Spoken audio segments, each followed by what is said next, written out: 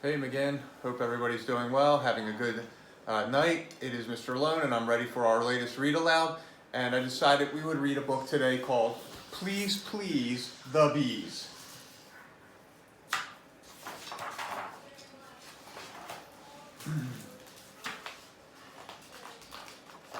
Benedict was a creature of habit.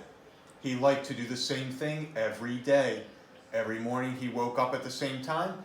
Every morning he stretched, he scratched, he yawned, a great yawn. Every morning the bees delivered 3 jars full of honey. Benedict ate the same breakfast he'd eaten since he was just a fuzzy cub. Toast with honey and tea with extra honey. Next came his daily routine, practicing, perfecting his honey cake recipe, and knitting and running errands. At night, he'd read, then have one last cup of honey tea before bed. Life was sweet. Until one morning. One morning, things weren't the same. In fact, something terribly unsane had happened. There was no more honey. The bees had gone on strike. Benedict's breakfast wasn't the same without honey. Without his honey tea, he couldn't knit. Practice was dreadful. He didn't even bother with the errands. Benedict became deeply discouraged. Just then, he heard someone say, "Hey, you, in the fur coat." It was a very small bee with a remarkably loud voice. "We need to talk," said the bee. "Talk?" grumbled Benedict. "I let you all live in my yard.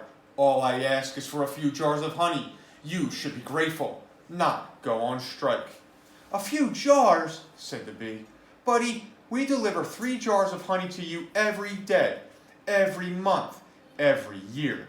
Do the math, Einstein." "The hive is a wreck," the bee continued.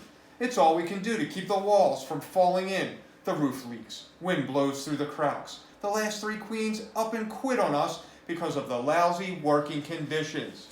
The bee showed Benedict the garden. "Look," the bee said, "weeds everywhere.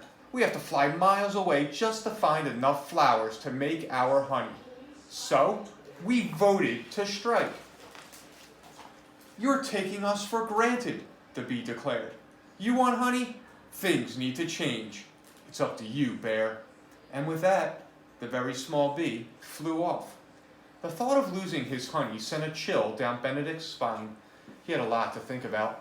"Maybe I've been too selfish," Benedict said to himself. "I never thought about what the bees need, but how am I going to make this right?" So he did some research. He did a little shopping. And he did a lot of work. Benedict even learned how to harvest honey. "I suppose it's a bit rude to expect them to do it all themselves," he thought. Finally, he was ready to show the bees all the work he'd done. What would they think? He held his breath as he waited. Then he heard the remarkably loud voice of the very small bee. "Drop the signs, girls! Time to get back to work." These days, Benedict is still a creature of habit. He still has his daily routine, but he doesn't take the honey for granted anymore. He knows his life is sweet, but now it's even sweeter for everyone.